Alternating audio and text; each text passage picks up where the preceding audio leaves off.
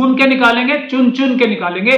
किसी भी गुफा में जाके छुप जाएं, किसी भी आरएसएस की गुफा में छुप जाएं, कोई भी आरएसएस की गुफा, कोई भी आरएसएस का बड़े से बड़ा व्यक्ति और बीजेपी का बड़े से बड़ा व्यक्ति, कोई भी बीजेपी का ऑफिस दफ्तर उनको बचा नहीं पाएगा, ये मैं गारंटी दे रहा हूं। राहुल जी ने शायद ये बात नहीं बोली है, मैं उस बात को उनकी भावना समझ के ये भी बता रहा हूं, कोई आरएसएस और बीजेपी का व्यक्ति बचा नहीं पाएगा आपको अगर आप कानून तोड़ोगे। और कानून आप तोड़ रहे हो इस वक्त। जेलों में भी कोई 10, 15, 20, 5, 7, 10 साल के लिए नहीं जाएंगे, ये सैकड़ों सैकड़ों साल के लिए जाएंगे।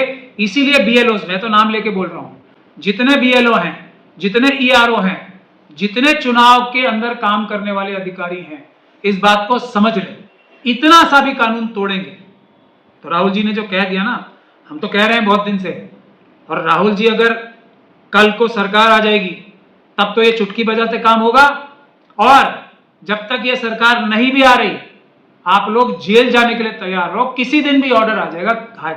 हमने बहुत सारी जगह पिटीशंस डाल रखी हैं, इसीलिए मैं बार बार बोल रहा हूं, सैकड़ों सालों तक की जेलें होंगी, क्योंकि एक फॉर्म भरवाने पे है 10 साल। एक फॉर्म भरवाने पे अगर 7 से 10 साल की सजा होगी, एक फॉर्म झूठा भरने पर। अब आप लगा लें आपने 100 भरे हैं या 200 भरे हैं या 1000 ही भरे हैं पूरे बूथ के, ये आपके ऊपर है। 1000 साल की सजा होगी, 10 साल की सजा होगी, 5 साल की सजा होगी, ये आपके ऊपर है। जितने काम, जितने फॉर्म आप भरोगे और अपने हाथ से भरोगे बगैर पूरी कार्रवाई किए, उतनी ही कम से कम 5 से 10 साल की सजा होगी। फॉर्म के हिसाब से आप खुद काउंट कर लो।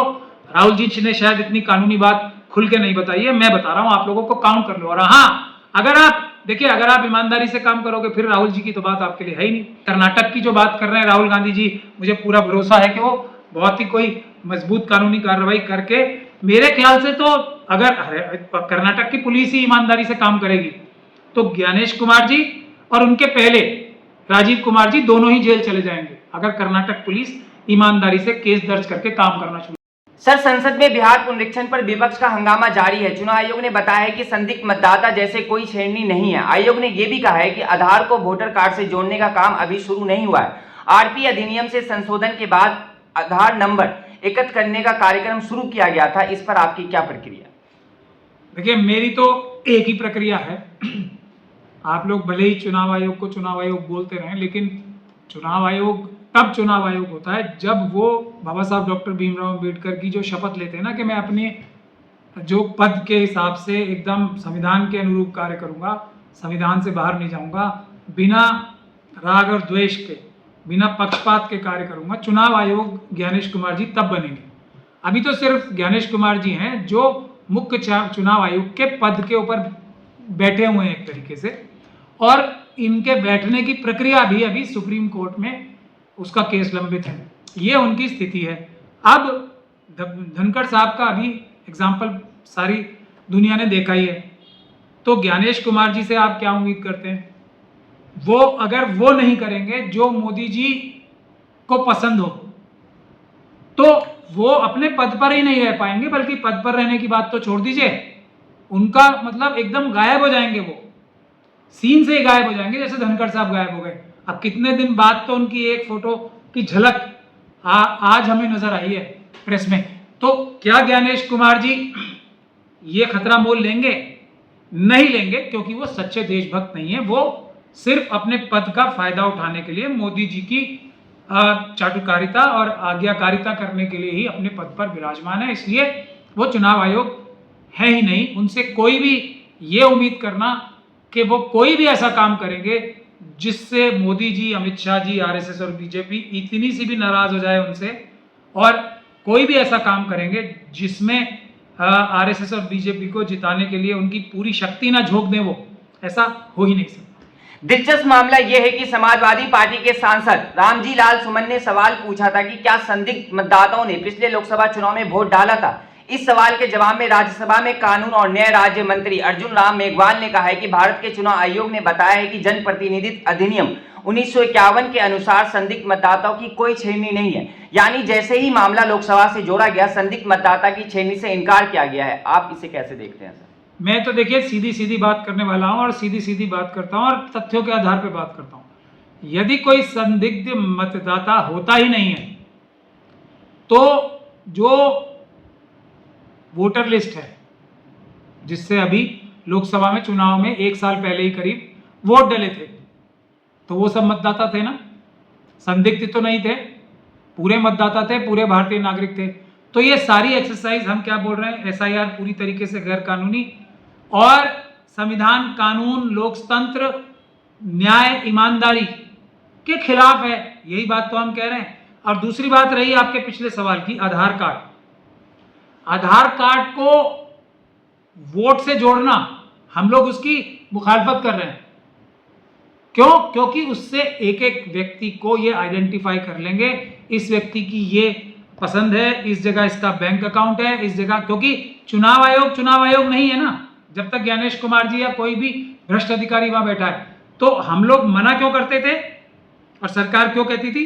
तब मंशा थी आधार कार्ड के जरिए लोगों की जानकारी चुराने की। अब जब जनता के, बिहार के और पूरे देश के क्या चुराना है? वोट देने का हक और उनकी नागरिकता छीननी और चुरानी है। तो वही आधार कार्ड जिसके लिए सरकार अपनी जान दे रही थी कि नहीं हम आधार कार्ड और वोट आपस में लिंक करेंगे, अब उसी आधार कार्ड के खिलाफ हो गए। क्यों? क्योंकि अब मकसद दूसरा है। अब वो मकसद बाद में आएगा, ये बाद में ये भी करेंगे। अभी जिस आधार कार्ड को मना कर रहे हैं, बाद में आधार कार्ड को वोट से जोड़ेंगे। क्यों? क्योंकि तब वोटर्स की ये एग्जैक्ट जिसको पसंद है, जो ये डेटा चुरा के लोग क्या करते हैं, आपकी सोचने की क्षमता भी, जो सोचने की शक्ति है, आप किस चीज को पसंद करते हो, किसको नापसंद करते हो, ये सब चीजें, आपका कहाँ बैंक अकाउंट है, आप कहाँ घर खरीदते हो, आपकी ट्रांजैक्शंस किस किस चीज से होती हैं, आप गाड़ी कौन सी खरीदते हो, आप कपड़े कौन से खरीदते हो, ये सब जानकारी आपकी लेकर आपके ऊपर हमला करने के लिए वो काम करेंगे। लेकिन अभी नहीं, अभी तो आधार कार्ड को दूर भगाएंगे। सुप्रीम कोर्ट कह रही है, तब भी आधार कार्ड नहीं माने। लोकसभा में नेता प्रतिपक्ष और कांग्रेस सांसद राहुल गांधी ने एक बार फिर एसआईआर के मुद्दे पर चुनाव आयोग को घेरा है। राहुल गांधी ने दावा किया है कि अब पूरे देश को पता चल जाएगा कि चुनाव आयोग वोटों की चोरी कर रहा है और वह बीजेपी के लिए ऐसा कर रहा है। इन आरोपों को कैसे देखते हैं सर? नहीं, राहुल गांधी जी जो अब पिछले कुछ दिनों से जिस तरीके से वो परेशान तो बहुत दिन से हैं, और कोई भी व्यक्ति जो संविधान को और देश को प्यार करता होगा वो परेशान और दुखी और गुस्से में तो होगा ही, क्योंकि जो हरकतें हो रही हैं। लेकिन मुझे लगता है उनके सब्र का पैमाना अब बढ़ता जा रहा है और वो बिल्कुल सटीक बातें कर रहे हैं आजकल। उन्होंने सही कहा है। देखिए, मैं इस बात का स्वागत करता हूं और इसको मैं जस्ट, हालांकि कुछ लोग बोल रहे हैं कि बहुत सख्त बोला है, लेकिन अगर देश ही लुट जाएगा, देश का लोकतंत्र छिन जाएगा, राहुल गांधी जी कोई आम व्यक्ति नहीं है, वो लीडर ऑफ द ऑपोजिशन है, तो उनकी जिम्मेदारी 60% लोगों की भावनाओं को रिफ्लेक्ट करने की है। 60% नहीं, 90% लोग जो हैं देश के, वो गुस्से में है मोदी जी, आरएसएस और खास तौर पे चुनाव आयुक्त के भ्रष्ट अधिकारियों के खिलाफ। तो राहुल जी ने जो कहा है ना, वो देश की जनता की आवाज है और बिल्कुल गलत नहीं कहा है। जिस सख्त लहजे में कहा है उसका भी हम स्वागत करते हैं, क्योंकि देश को बचाने के लिए ये सख्त लहजा बहुत जरूरी है। और कहा क्या है उन्होंने, उसको मैं थोड़ा एक्सप्लेन कर दूं। वो जब जेल भिजवाने की बात कर रहे हैं, उसमें ये कहीं नहीं है कि वो आज की सरकारों की तरह ईडी का नाजायज इस्तेमाल करेंगे या पुलिस का नाजायज इस्तेमाल करेंगे। वो सिर्फ क्या काम करेंगे, जो चुनाव आयोग देशद्रोह का कार्य कर रहा है, आज देश तोड़ने का काम कर रहा है, देश को कमजोर करने का काम कर रहा है, देश की जो जनादेश है, जनता की आवाज को छीनने का, लूटने का काम जो कर रहा है, इससे बड़ा देशद्रोह कोई नहीं है। तो उसके सबूत सारे हैं। वो सिर्फ वो बोल रहे हैं चुनाव आयोग की जो कार्रवाई है उसकी न्यायोचित जो कार्रवाई है, जो आज नहीं हो रही है, उसको करने के लिए बोल रहे हैं सिर्फ, और जो उसका अंजाम होगा वो भी बिल्कुल सही बोल रहे हैं। मैं इस बात को बहुत दिन से दोहरा रहा हूं कि कोई ये 10-10, 20-20 साल के लिए नहीं जाने हैं चुनाव आयुक्त के भ्रष्ट अधिकारी, ये सैकड़ों साल तक जेलों में रहने वाले हैं। और क्यों? क्योंकि इनके खिलाफ सबूत और इनके कार्य इतने आपराधिक हैं। राहुल गांधी ने कहा है कि मैं ये बड़ी गंभीरता के साथ कह रहा हूं कि ये काम चुनाव आयोग में बैठकर जो भी लोग ये काम कर रहे हैं वे देश के खिलाफ काम कर रहे हैं। उन्होंने कहा है कि ऊपर से लेकर नीचे तक कोई भी हो, हम आपको छोड़ेंगे नहीं, हम बिल्कुल नहीं छोड़ेंगे, क्योंकि आप हिंदुस्तान के खिलाफ काम कर रहे हैं। ये राजद्रोह है। आप कहीं भी हो, रिटायर हो या कुछ भी हो, हम आपको ढूंढ कर निकालेंगे। राहुल के इस बयान को कैसे देखते हैं सर? नहीं, क्या गलत कहा? क्या देशद्रोहियों को छोड़ देना चाहिए। जो जनता के वोट का अधिकार, लोकतंत्र को खत्म करने के लिए काम कर रहे हैं, उनको चुन चुन के ही निकाला जाएगा और चुन चुन के ही जेलों में भेजा जाएगा। और जेलों में भी कोई 10, 15, 20, 5, 7, 10 साल के लिए नहीं जाएंगे, ये सैकड़ों सैकड़ों साल के लिए जाएंगे। इसीलिए बीएलओ, मैं तो नाम लेके बोल रहा हूं, जितने बीएलओ हैं, जितने ईआरओ हैं, जितने चुनाव के अंदर काम करने वाले अधिकारी हैं, इस बात को समझ लें, इतना सा भी कानून तोड़ेंगे तो राहुल जी ने जो कह दिया ना, हम तो कह रहे हैं बहुत दिन से, और राहुल जी अगर कल को सरकार आ जाएगी तब तो ये चुटकी बजाते काम होगा। और जब तक ये सरकार नहीं भी आ रही, आप लोग जेल जाने के लिए तैयार रहो। किसी दिन भी ऑर्डर आ जाएगा, हमने बहुत सारी जगह पिटीशन डाल रखी हैं, बचेगा एक भी कानून तोड़ने वाला देशद्रोही बचेगा नहीं। ढूंढ ढूंढ के निकालेंगे, चुन चुन के निकालेंगे।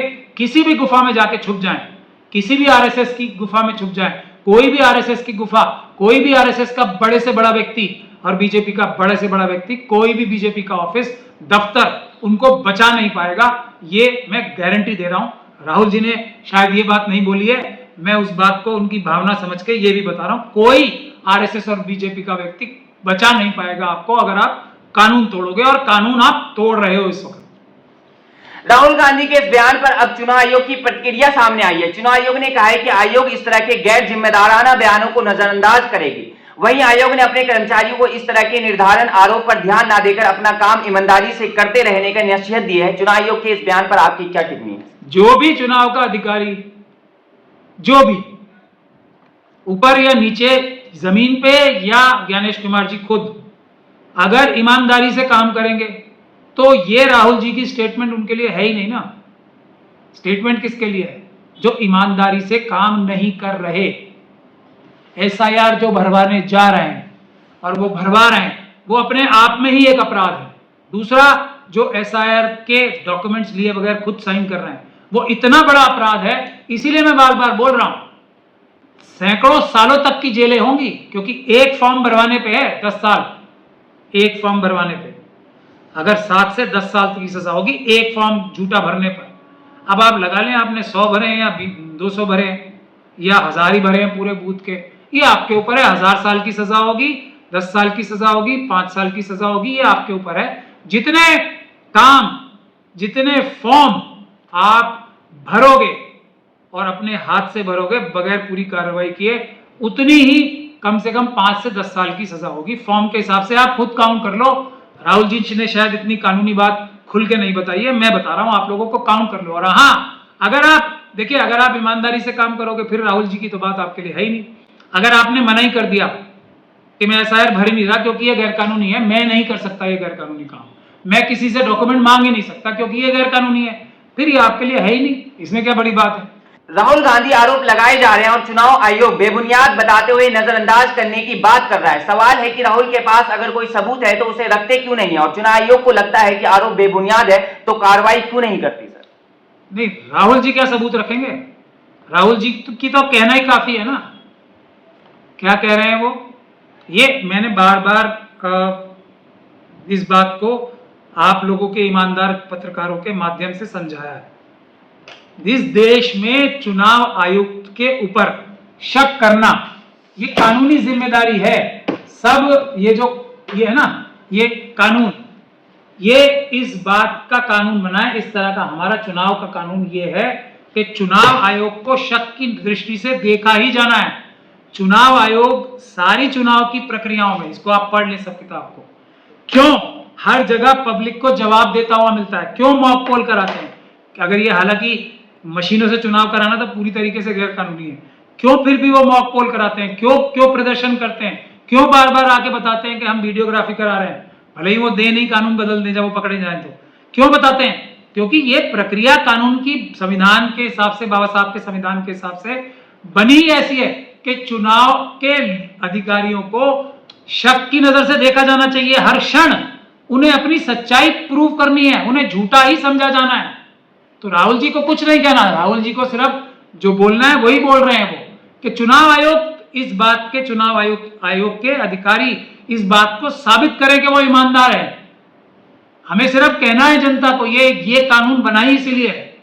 चुनाव आयोग को साबित करना है, उसके हर अधिकारी को साबित करना है कि वो ईमानदारी से हर कार्य कर रहा है चुनाव का।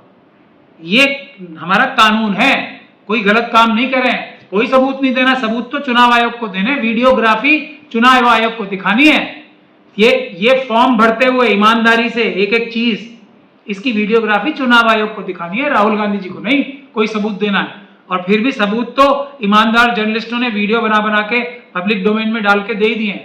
और ये कर्नाटक की जो बात कर रहे हैं राहुल गांधी जी, मुझे पूरा भरोसा है कि वो बहुत ही कोई मजबूत कानूनी कार्रवाई करके, मेरे ख्याल से तो अगर कर्नाटक की पुलिस ही ईमानदारी से काम करेगी तो ज्ञानेश कुमार जी और उनके पहले राजीव कुमार जी दोनों ही जेल चले जाएंगे, अगर कर्नाटक पुलिस ईमानदारी से केस दर्ज करके काम करना शुरू कर दे। बचा नहीं पाएगा कोई भी किसी भी कॉन्स्टिट्यूंसी में, अगर ईमानदारी से पुलिस इन्वेस्टिगेशन कर ले। चुनाव आयोग के हर अधिकारी को जो कॉन्स्टिट्यूंसी से संबंधित होगा जेल जाना ही पड़ेगा।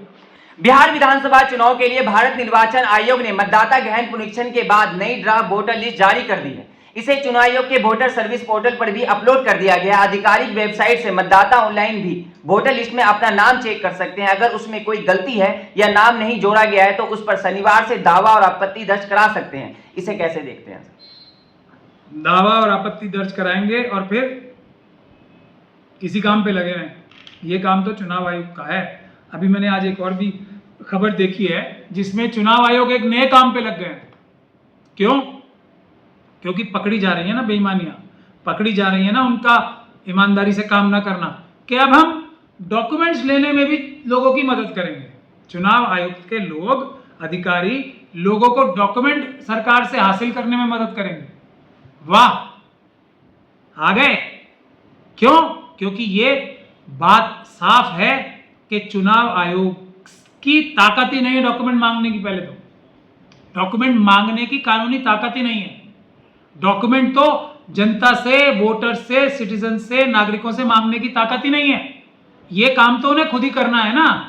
डॉक्यूमेंट्स निकाल के एक एक नागरिक के डॉक्यूमेंट्स खुद जाके सरकारी दफ्तरों से निकाल के उसका नाम चढ़ाना, काटना नहीं। बार बार इस बात को मैं काटने की तो ताकत ही नहीं है सेक्शन 22 को पालन किए बगैर। चढ़ाने की ताकत है कि ढूंढ ढूंढ के लाएं, हर नागरिक को वोटर बनाएं।